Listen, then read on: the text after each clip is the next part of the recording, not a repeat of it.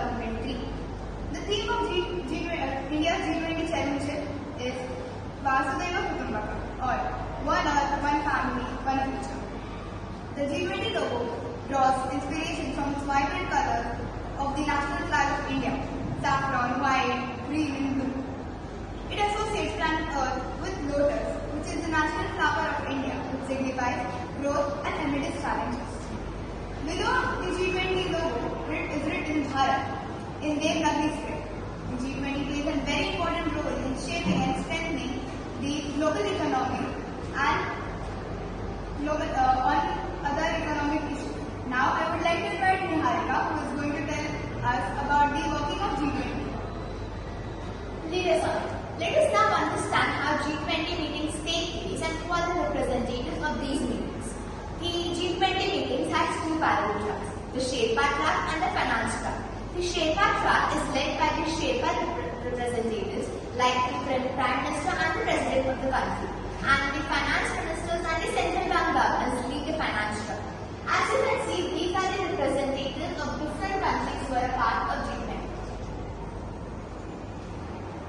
G20 follows a system called the Troika system, in which the past, the present, the current and the coming presidents come and work together to ensure the continuity of the agenda. This year's Troika is Indonesia, which was the past president, India, which is the current president, and Brazil, which is the future president. This presidency keeps rotating annually so that each and every country gets to organize the summit.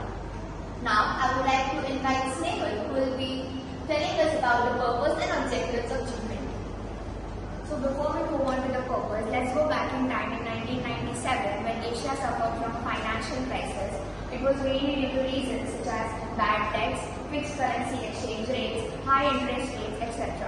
This heavily affected the countries due to which their GDP fell in double digits. So at this time, it was necessary for the finance ministers and the central bankers to come together and take a look at these issues and solve them. So it was in 1999 when G20 was formed. Initially, G20 focused on the broad macroeconomic policies, but recently it has expanded its ambit to trade, sustainable development, infrastructure, environment, etc. Now let's take a look at the objectives of G20. The objectives of G20 are global architecture, economic cooperation, recovery on high quality employment and other such issues. Now I would like to invite Sanvie to tell us more on climate change. Climate change is a pressing global issue primarily driven by the accumulation of greenhouse gases, mainly carbon dioxide from burning fossil fuels. If climate change is not reduced, the world will face a series of consequences such as a warmer atmosphere, higher sea levels and acidic seas, increased threat to humanity. To mitigate climate change, a transition to a more cleaner and sustainable sources of energy is required. This includes ways which we can follow in our daily lives such as saving energy, reduce, reuse, repair and recycle, planting native species and speaking up for climate change. Now let's see what the G20 2023 discussed about climate change and energy.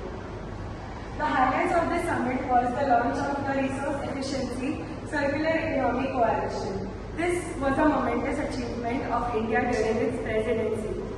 Now I call Gargi to tell us about the agendas of past G20 summits. So let's learn about the agendas of climate change and energy. There are three broad thematic areas which identify the G20 Indian presidency, which are arresting land degradation, which leads to enriching of biodiversity and accelerating ecosystem restoration. It promotes a sustainable and climate resilient blue economy. The highlights of the fourth ECSWG, which is the launch of resource efficient circular economic coalition. The United Nations industries in endeavor to propel global circularity economy agenda forward. It is a momentous achievement of G20 Indian presidency. Now I would like to call upon Snehal who is going to conclude about our presentation.